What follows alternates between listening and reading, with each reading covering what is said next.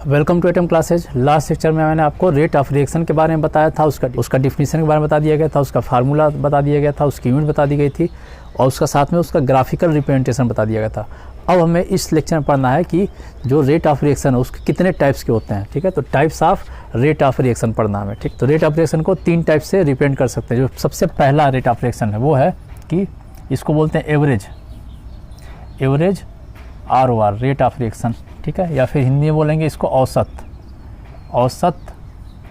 अभिक्रिया की दर या फिर औसत दर। तो पहला तो ये होता है।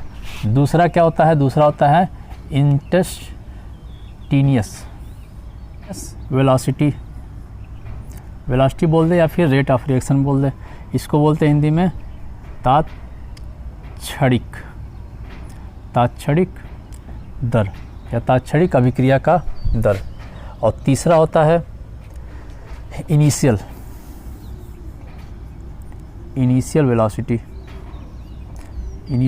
वेलोसिटी बोल सकते हैं या इनिशियल रेट ऑफ रिएक्शन बोल सकते हैं। ठीक है, इसको बोलते हैं हिंदी में प्रारंभिक अभिक्रिया की दर या प्रारंभिक दर या प्रारंभिक वेग। ठीक, तो ये 3 टाइप के होते हैं रेट ऑफ रिएक्शन के बारे में। सबसे पहला क्या था? एवरेज रेट ऑफ रिएक्शन या फिर औसत। दूसरा होता है इंस्टेंटेनियस वेलोसिटी और तीसरा होता है इनिशियल वेलोसिटी। तो अब हम ये जानना है इन तीनों में क्या फ़र्क है, इन तीनों का क्या फार्मूला है और इस फार्मूले पे कैसे न्यूमेरिकल्स आते हैं। ठीक, तो एवरेज में हमें क्या देखना है कि जो भी टाइम पीरियड है, जो भी रिएक्शन हो रहा है उसमें एक पर्टिकुलर टाइम लेना। जैसे कि एग्जाम्पल बताते हैं कि ये पॉइंट है ए और यहाँ से हम चले गए यहाँ पर बी पर, इसको मान लेते हैं बी। ठीक है, तो ए से बी पे हमें जाना है। तो यहाँ पे मान लेते हैं एक पॉइंट है ये है सी, एक पॉइंट है डी। ठीक है, तो यहाँ से यहाँ तक का डिस्टेंस मान लेते हैं 10 मीटर, ये भी मान लेते हैं 10 मीटर और ये मान लेते हैं 20 मीटर। यहाँ से यहाँ पे जो टाइम लग रहा है ये मान के चलते हैं यहाँ लगा 60 सेकेंड, यहाँ लग गया 20 सेकेंड और यहाँ लग गया 30 सेकेंड। तो टोटल ये टाइम लग रहा है और ये डिस्टेंस है इसका। अब हमें इससे हम कंपेयर करेंगे तीनों चीज़ें यहाँ पे कैसे निकाली जा सकती हैं, तीनों चीज़ें क्या होती हैं। तो एवरेज का मतलब ये हो गया कि यहाँ से यहाँ जाने में टोटल लगा डिस्टेंस बटे टोटल टाइम। यहाँ से क्या निकालना है? ए से फाइनल बी पे गया, तो ए से बी में जाने में जो टोटल डिस्टेंस है बटे टोटल टाइम। तो टोटल डिस्टेंस कितना है? 20, 10 और 10, ये हो गया 40 और डिवाइड बाई 60, 20, 30 कितना हो जाएगा? ये 110। तो ये हो जाएगा मीटर पर सेकेंड। तो अगर एवरेज निकालना होगा हमें टोटल देखना पड़ेगा कि टोटल क्या है, ये एवरेज होता है। तो नॉर्मल फिजिक्स में जो वेलोसिटी हम निकालते थे उसमें 3 टाइप्स के पढ़ाए गए थे फर्स्ट ईयर में। एक थे एवरेज वेलोसिटी, दूसरा था इंस्टेंटेनियस वेलोसिटी और तीसरा था इनिशियल वेलोसिटी। तो ये हो गया आपका एवरेज वेलोसिटी। अब इंस्टेंटेनियस का मतलब क्या होता है? किसी पर्टिकुलर टाइम पे क्या है। जैसे कि अगर मान लेते हैं इस पॉइंट पे क्या वेलोसिटी है, तो इस पॉइंट वेलोसिटी निकालने के लिए क्या लिखेंगे? डिस्टेंस बटे टाइम। तो डिस्टेंस है 10, तो 10 डिवाइड बाई 60। इस पर्टिकुलर टाइम पे ये वेलोसिटी हो जाएगी। या फिर हम इस पर्टिकुलर पॉइंट पे देखना चाहें क्या वेलोसिटी है, तो 10/20 ये हो जाएगा। या फिर इस पॉइंट पे देखें तो यहाँ भी 10/20 हो जाएगा। यहाँ पे देखें कितना हो जाएगा? 20 डिवाइड बाई 30 हो जाएगा। ठीक है, तो ये था आपका इंस्टेंटेनियस वेलोसिटी, किसी पर्टिकुलर टाइम पे जब टाइम इक्वल टू 0 मान के चलते हैं। अब तीसरा होता है इनिशियल वेलोसिटी। तो इनिशियल क्या होता है? जब भी ये रिएक्शन स्टार्ट होता है या फिर ये चलना स्टार्ट किया, तो स्टार्ट करने समय एकदम यहाँ पर जब t इक्वल टू मानते हैं 0, तो जब t इक्वल टू 0 है उस समय में लिखेंगे प्रारंभिक वेलोसिटी या इनिशियल वेलोसिटी। इसका क्या लिखेंगे? इसमें लिखेंगे डेल्टा t इक्वल टू हो जाएगा 0, लगभग डेल्टा t इक्वल टू हो जाएगा 0। ठीक है, उस समय इसको लेते हैं, ये डेल्टा t है, ये t है। और ये क्या है? ये टोटल टाइम लेते हैं। यहाँ पर क्या लेंगे? यहाँ टोटल टाइम लेंगे कि टोटल टाइम में क्या उसकी वेलोसिटी है। तो ये तीनों में फ़र्क है। अब इसमें क्या करना है, एक एक के बारे में आपको समझाएंगे। इसका ग्राफ बताना है, इसका फार्मूला बताना है, ये सारी चीज़ें करनी है। तो अब हमें जानना है कि एवरेज वेलोसिटी या फिर औसत वेग क्या होता है। तो औसत वेग क्या होता है कि किसी भी रासायनिक अभिक्रिया में, कोई भी जो रासायनिक अभिक्रिया हो रहा है उसमें अभिकारक का या उत्पाद का जो सांद्रता में परिवर्तन हो रहा है। ठीक है, अभिकारक या उत्पाद की सांद्रता में परिवर्तन और किसमें? एक निश्चित समय में। ठीक है, एक निश्चित समय में अगर ये परिवर्तन हो रहा है तो यहाँ पर लिखा जाएगा साथ में निश्चित समय। तो निश्चित समय में अगर अभिकारक की सांद्रता या अभिकारक के उत्पाद में अगर कोई परिवर्तन हो रहा है तो उसे बोल देते हैं एवरेज वेलोसिटी या फिर औसत वेग। अब इसका अगर यहाँ बनता है रिएक्टेंट और रिएक्टेंट से बन गया प्रोडक्ट। ठीक है, तो इसके लिए अगर हमको एवरेज वेलोसिटी अगर निकालना हुआ, एवरेज वेलोसिटी, तो एवरेज वेलोसिटी कैसे निकालेंगे? इसमें लिखेंगे इसकी सांद्रता में परिवर्तन, तो इसमें लिखेंगे अभिकारक की सांद्रता में परिवर्तन, और बटा कर देंगे कि टोटल टाइम, कुल समय, ठीक है। तो अभिकारक की सांद्रता में परिवर्तन, और साथ में अभिकारक है, रिएक्टेंट है, तो साथ में यहाँ माइनस लगा देते हैं, तो भी एवरेज हो जाएगा। अब इसको अगर इंग्लिश में लिखना चाहे तो कैसे लिखेंगे कि change in concentration of reactant divide by total time, और साथ में आगे माइनस रहेगा, ठीक है। तो ये हो जाएगा रिएक्टेंट के रिस्पेक्ट में। अब अगर हमको प्रोडक्ट के रिस्पेक्ट में एवरेज वेलोसिटी लिखना होगा तो हम लिखेंगे वी एवरेज इक्वल टू, यहाँ लिखा गया अभिकारक की सांद्रता में परिवर्तन, यहाँ पे लिखेंगे उत्पाद की सांद्रता में परिवर्तन, तो यहाँ लिख देते हैं उत्पाद की सांद्रता में परिवर्तन, और डिवाइड कर देंगे कुल समय। इसी को अगर इसमें लिखना चाहें तो लिखेंगे change in concentration of product, change in concentration of product और divide by time, total time, ये हो जाएगा। अब अभिकारक की सांद्रता में परिवर्तन है, इसके साथ माइनस लगाते हैं, उत्पाद की सांद्रता परिवर्तन इसके साथ प्लस लगाते हैं, क्योंकि वेलोसिटी हमेशा पॉजिटिव होता है, ये बता भी चुके हैं पहले भी, ठीक है। अब इसमें देखना है, इसको हम ऐसे भी रिप्रेजेंट कर सकते हैं minus delta R divide by delta T, और इसको कैसे रिप्रेजेंट कर सकते हैं delta P divide by delta T, और साथ में ये क्या है, सांद्रता है, कंसंट्रेशन है, तो इसके लिए इसको ब्रैकेट में लिखते हैं। उसी तरह यहाँ पर भी इसको क्या करेंगे, ब्रैकेट में लिखेंगे, ठीक है। तो एवरेज वेलोसिटी का ये है फार्मूला रिएक्टेंट के रिस्पेक्ट में, और दूसरा क्या है, प्रोडक्ट के रिस्पेक्ट में।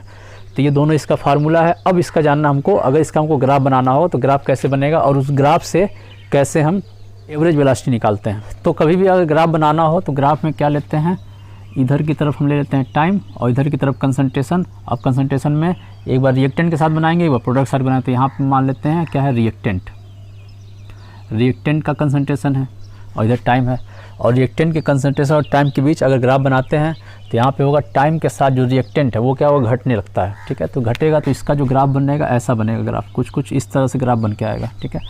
और वहीं अगर प्रोडक्ट के साथ बनाते हैं तो यहाँ पे एक और ग्राफ बना देते हैं प्रोडक्ट के साथ, तो यहाँ पे हो गया टी, और यहाँ पे हो जाएगा कंसंट्रेशन ऑफ प्रोडक्ट, तो इसको ऐसे रिप्रेजेंट करते हैं। अब जो प्रोडक्ट है, इनिशियल जब टाइम 0 है उस समय प्रोडक्ट का कंसंट्रेशन क्या होगा, 0 होगा, क्योंकि उस समय प्रोडक्ट बना ही नहीं, लेकिन टाइम के साथ प्रोडक्ट का कंसंट्रेशन क्या होगा, बढ़ता जाएगा। तो इसका ग्राफ बनेगा इस तरीके से, ये हो गया ग्राफ, और कुछ समय बाद इसका ग्राफ क्या हो जाएगा, कांस्टेंट हो जाएगा, इस तरह हो जाएगा, ठीक है। तो ये दो ग्राफ है, ये रिएक्टेंट वर्सेस टाइम का ग्राफ, और ये क्या है, प्रोडक्ट वर्सेस टाइम का ग्राफ। अब हमें इसमें एवरेज वेलोसिटी देखना है। तो एवरेज वेलोसिटी कभी भी अगर देखना होता है तो एक पर्टिकुलर टाइम लेते हैं, एक निश्चित समय लेते हैं, जैसे यहाँ से और यहाँ के बीच का एक टाइम ले रही है, तो इनके बीच जो कंसंट्रेशन का डिफरेंस आ रहा है उस डिफरेंस से हम एवरेज वेलोसिटी निकाल सकते हैं। या फिर अगर रिएक्टेंट दिया है तो रिएक्टेंट में ये और ये 2 पॉइंट ले सकते हैं, कोई भी एक निश्चित टाइम में परिवर्तन, ठीक है, तो इससे हम निकाल सकते हैं। अब जैसे कि एग्जांपल मान लेते हैं, यहाँ पे इसको ऐसे नीचे बढ़ाते हैं, यहाँ पे इसको नीचे बढ़ाते हैं, यहाँ पे और यहाँ पे। अब अगर टाइम का अगर लिखना है तो 0 लिख देते हैं, वहाँ 1 लिख देंगे, यहाँ 2 हो गया, यहाँ 3 हो गया, यहाँ 4 हो गया, यहाँ 5 हो गया, डैश डैश डैश। कंसंट्रेशन लिखना है तो कंसंट्रेशन, अब जो टाइम है ये टाइम है सेकंड में, ठीक है। अब जो कंसंट्रेशन की बात कर रहे हैं प्रोडक्ट, तो यहाँ पे हो जाएगा मोल पर लीटर में, ठीक है, इसका यूनिट होगा मोल पर लीटर। और इसको अगर हम डिनोट करना चाहते हैं तो यहाँ मान लेते हैं, यहाँ पे 2, यहाँ पे 4, यहाँ पे 6, यहाँ पे 8, यहाँ पे 10, यहाँ पे 12, ठीक है। हमको इस ग्राफ से अगर हमको निकालना है एवरेज वेलोसिटी, तो एवरेज वेलोसिटी का फार्मूला होता है, अगर प्रोडक्ट है तो प्रोडक्ट के बेसिस पे लिखते हैं, प्रोडक्ट का कंसंट्रेशन का चेंजेज और डिवाइड बाय टोटल टाइम, ठीक है। तो प्रोडक्ट का जो चेंजेज हो रहा है ये टाइम है, यहाँ से यहाँ के बीच बात हो रही है, यहाँ से यहाँ के बीच बात हो रही है, ये चीज़। तो यहाँ पे जो कंसंट्रेशन का चेंज हो रहा है, डेल्टा पी को हम लिख सकते हैं कि P final minus P initial, या फिर P2 माइनस P1 लिख सकते हैं, और डिवाइड बाय ये भी T क्या था, एवरेज था, चेंज इन टाइम है, तो यहाँ पे चेंज इन टाइम में लिख सकते हैं T final minus T initial, ठीक है। अब यहाँ पर इसको लिख देंगे टी फाइनल, इसमें कौन सा है, इधर से इधर की तरफ जा रहे हैं तो फाइनल इसमें ये हो गया, इसको पी फाइनल बोल सकते हैं, इसको पी इनिशियल बोल सकते हैं, या फिर P2 बोल सकते हैं, इसको P1 बोल सकते हैं। तो P2 का जो कंसंट्रेशन है कितना है, 10 है, यहाँ पर 10 लिख देंगे, और माइनस PI हो जाएगा, पी इनिशियल, PI का कंसंट्रेशन यहाँ पर है, तो ये किसके बीच है, 6 और 8 के बीच है, तो ये हो जाएगा 7, ये लिख देंगे 7, और डिवाइड बाई टाइम का लिखेंगे, टाइम कितना है, यहाँ पे टाइम दिया है 4 और यहाँ 2 दिया है, तो 4 माइनस 2, तो ये हो जाएगा 3 डिवाइड बाई 2, और इसको लिख देंगे 1.5, तो 1.5 इसका आ गया। अब इसकी यूनिट क्या होगी, यूनिट होगी मोल पर लीटर पर सेकेंड, क्योंकि इसका जो यूनिट है मोल पर लीटर और नीचे टाइम है, तो लिखेंगे मोल लीटर पे -1 और सेकंड पे -1। तो अगर कोई भी अगर ऐसा ग्राफ दिया गया हो, ठीक है, तो इस ग्राफ से एवरेज वेलोसिटी ऐसे निकलता है। अब यहाँ पे निकाल दिए थे प्रोडक्ट का, अब इसी तरह से हम निकालेंगे रिएक्टेंट का। तो इसमें सबसे पहले मान लेते हैं ये 0 1 2 3 4 5 6 7, यहाँ मान लेते हैं 2 4 6 8 10 12 14। अब इसमें भी इन दो पॉइंट के बीच का ये पॉइंट और ये पॉइंट, इसके बीच का हमको निकालना है एवरेज वेलोसिटी। तो इस पॉइंट को ऐसे नीचे टाइम पे ले जाएंगे, इसको यहाँ पे नीचे टाइम पे ले जाएंगे, ये टाइम हो गया, और कंसंट्रेशन पे ले जाएंगे, यहाँ पे 12 मान लेते हैं और यहाँ पे 8 मान लेते हैं, 8 हो गया, ठीक है। तो अब इसका अगर हमको टाइम निकालना है तो यहाँ पे इसका फार्मूला जाएगा V एवरेज, और रिएक्टेंट के प्रोस्पेक्टस में निकालना है तो यहाँ पे आगे लगा देते हैं माइनस, और change in concentration of reactant divide by change in time, ठीक है। अब इसको लिख सकते हैं माइनस में रिएक्टेंट फाइनल और माइनस रिएक्टेंट इनिशियल, और डिवाइड हो जाएगा T final minus T initial. इसमें क्या हो रहा है कि ये जो कंसंट्रेशन है इधर से इधर की तरफ बढ़ रहा है, तो ये वाला हो जाएगा आर फाइनल और ये हो जाएगा आर इनिशियल, ये फाइनल हो गया, इनिशियल हो गया। तो फाइनल कितना दिया, 8 दिया हुआ है, तो यहाँ पे माइनस है और साथ में है 8, और फिर इनिशियल दिया हुआ है 12, तो -12, और डिवाइड बाई टी फाइनल दिया है 5 और ये दे दिया है 2, तो 5 माइनस 2। अब इसमें से ये माइनस करेंगे तो यहाँ पे लिख देते हैं, ये आगे माइनस है और इसके बीच माइनस करेंगे तो हो जाएगा -4, और डिवाइड बाई हो जाएगा 3, ये माइनस मिल के प्लस हो जाएगा, तो ये हो जाएगा 4/3। यूनिट सेम आएगा मोल पर लीटर पर सेकेंड, क्योंकि ये इसको सेकेंड में है और ये मोल पर लीटर में है। तो टोटल ये तरीका था किसी भी एवरेज वेलोसिटी में अगर कोई ग्राफ दिया हो तो उसको कैसे निकालते हैं। साथ में इसकी अगर यूनिट की बात करते हैं तो रेट ऑफ रिएक्शन या फिर एवरेज वेलोसिटी, इंस्टेंटेनियस वेलोसिटी या फिर इनिशियल वेलोसिटी, इन सब की यूनिट क्या होगी, सेम ही होगी, मोल पर लीटर पर सेकंड। ये ओवरऑल हो गया एवरेज वेलोसिटी। इसमें क्या था, इसका सबसे पहले क्या बताया था, इसका डिफिनीशन हो गया। फिर उसके बाद इसमें प्रोडक्ट के साथ या फिर रिएक्टेंट के साथ अगर जो ग्राफ बनता है उसमें कैसे एवरेज वेलोसिटी निकालते हैं, ये सारा फार्मूला बता दिया आपको। फार्मूला भी हो गया और ये सारी चीज़, एक न्यूमेरिकल भी हो गया। अब दूसरा बताना हमें इंस्टेंटेनियस वेलोसिटी या फिर तात्क्षणिक वेग। तो ये क्या होता है, इसका डिफिनीशन होगा किसी निश्चित क्षण पर अभिक्रिया का वेग, किसी निश्चित क्षण पे अभिक्रिया का वेग उसका तात्क्षणिक वेग कहलाता है। तो कोई भी रिएक्शन हो रहा है, जैसे मान लेते हैं एवरेज वेलोसिटी की बात करते हैं, तो जैसे कि मान लेते हैं एवरेज वेलोसिटी, ठीक है। तो अब ले लेते हैं, मान लेते हैं एवरेज वेलोसिटी। तो एवरेज वेलोसिटी में जो वेलोसिटी कैलकुलेट करते थे वो कैसे कैलकुलेट करते थे, किसी इसमें जो टाइम होता था, एक निश्चित अंतराल होता था, निश्चित एक टाइम का गैप होता था, टाइम पीरियड होता था, और उस निश्चित टाइम पीरियड में जो कंसंट्रेशन का चेंजेज हो रहा है या तो रिएक्टेंट का या प्रोडक्ट का, तो उससे बोलते थे एवरेज वेलोसिटी। यहाँ पर भी सेम ही करना है, यहाँ पे भी कंसंट्रेशन का चेंजेज लेना है, लेकिन जो यहाँ पे टाइम इंटरवल लेना, वो टाइम इंटरवल उसको क्या करना है, हमको धीरे धीरे कम करते जाना, और कम इतना करना है कि जो टाइम इंटरवल है डेल्टा टी, ये लगभग बराबर हो जाए 0 के, ठीक है। तो सेम एवरेज वेलोसिटी के जैसा ही है, लेकिन जिसमें टाइम इंटरवल होगा लगभग 0 का होगा, ठीक है। दोनों में इतना ही फ़र्क है कि इसमें टाइम इंटरवल 0 होगा। अब अगर तात्क्षणिक वेग की बात करते हैं, तो अब तात्क्षणिक वेग में क्या है कि अगर इसका हमको ग्राफ से रिप्रेजेंट करना हो, ठीक है, या फिर ग्राफ से अगर इसका हमको तात्क्षणिक वेग निकालना हो तो कैसे निकालेंगे। तो यहाँ पे सबसे पहले तो वापस बनाते हैं ग्राफ, यहाँ पे हो जाएगा टी, और इधर लिख देते हैं रिएक्टेंट को आर से लिख देते हैं, आर का कंसंट्रेशन, और इसका जो ग्राफ बनेगा, इसका ग्राफ ऐसा बनेगा। टाइम के साथ इसका कंसंट्रेशन क्या हो, घटेगा, तो इसका ग्राफ हो गया ऐसा, ये ग्राफ हो गया। दूसरा अगर प्रोडक्ट के साथ बनाते हैं तो यहाँ लिख लेते हैं पी का कंसंट्रेशन और डिवाइड बाय नीचे यहाँ पे टाइम लिख लेंगे। तो इसका ग्राफ क्या होगा, टाइम के साथ बढ़ेगा।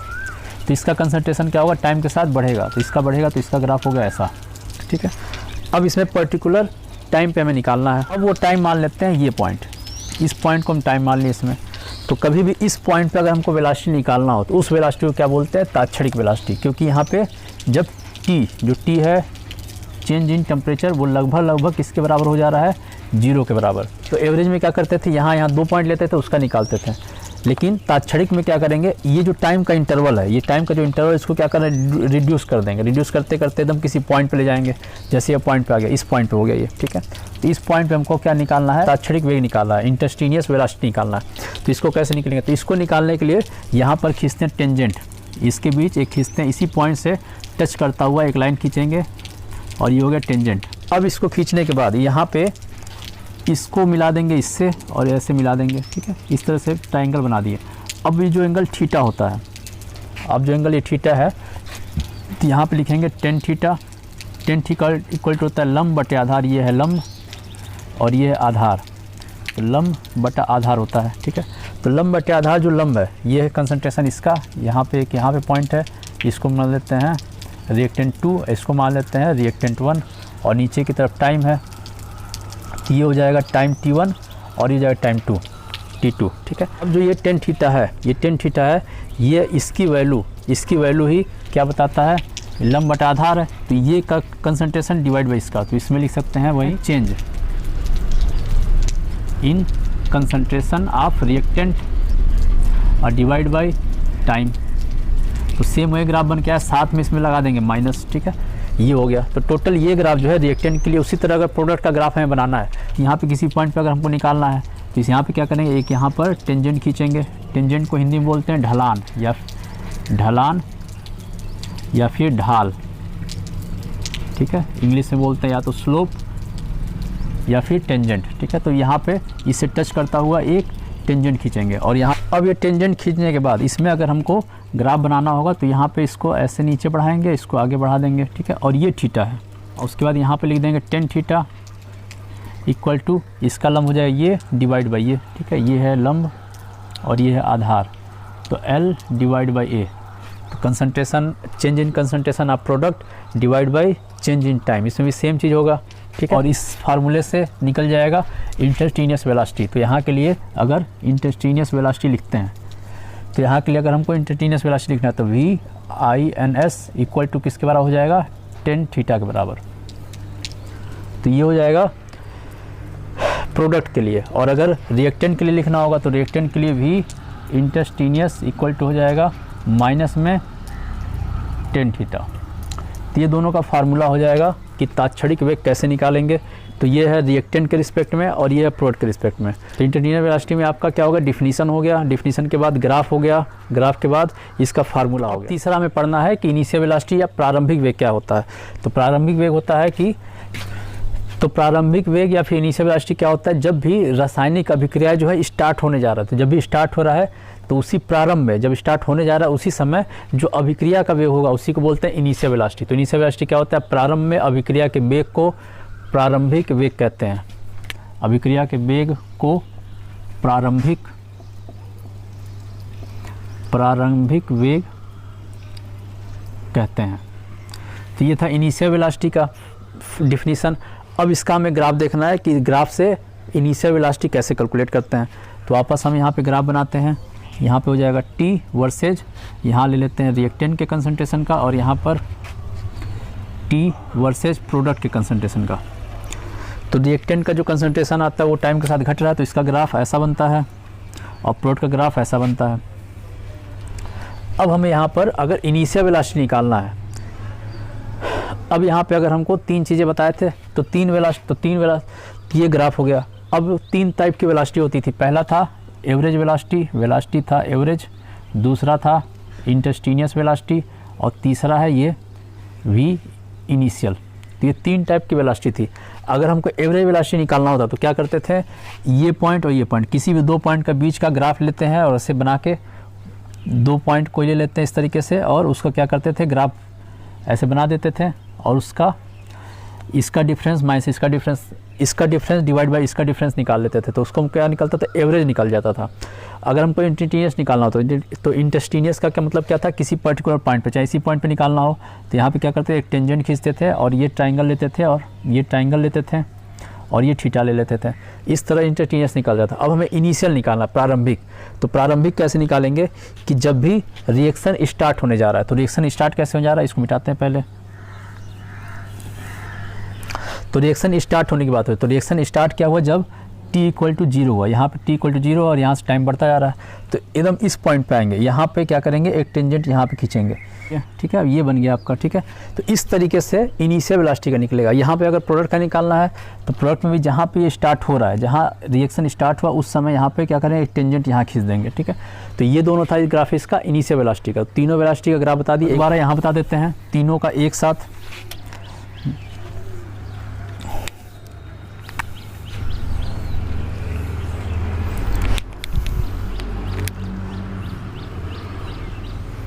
ये था, 3 ग्राफ है, ये है रिएक्टेंट के साथ, रिएक्टेंट और टाइम का ग्राफ है तीनों में, रिएक्टेंट और टाइम, ठीक है। अब हमको अगर एवरेज निकालना होगा तो क्या करना पड़ेगा, कोई भी 2 पॉइंट लेंगे, ठीक है। इस 2 पॉइंट का क्या डिफरेंस आ रहा है, ठीक है, टाइम का और इसका डिफरेंस, ठीक है। तो इसके लिए अगर हमको वी एवरेज निकालना हुआ तो वी एवरेज, ये 2 पॉइंट दिया इससे निकल जाएगा, ठीक है। अगर किसी पर्टिकुलर पॉइंट का पूछ रहा है, इस पॉइंट का पूछ दिया, तो यहाँ पे क्या निकलेगा, इंस्टेंटेनियस वेलोसिटी निकलेगा। तो यहाँ पे क्या निकालना पड़ता है, हमको स्लोप लेना पड़ता है, टेंजेंट लेना पड़ता है, ठीक है। तीसरा हमको क्या करना है, इनिशियल वेलोसिटी निकालना है। तो इनिशियल वेलोसिटी के लिए ये जहाँ से स्टार्ट हो रहा है, ये जहाँ से स्टार्ट हो रहा है वहाँ से ही एक टेंजेंट खींच देंगे। तो ये 3 टाइप का ग्राफ होता है, एवरेज, इंस्टेंटेनियस और तीसरा था इनिशियल वेलोसिटी।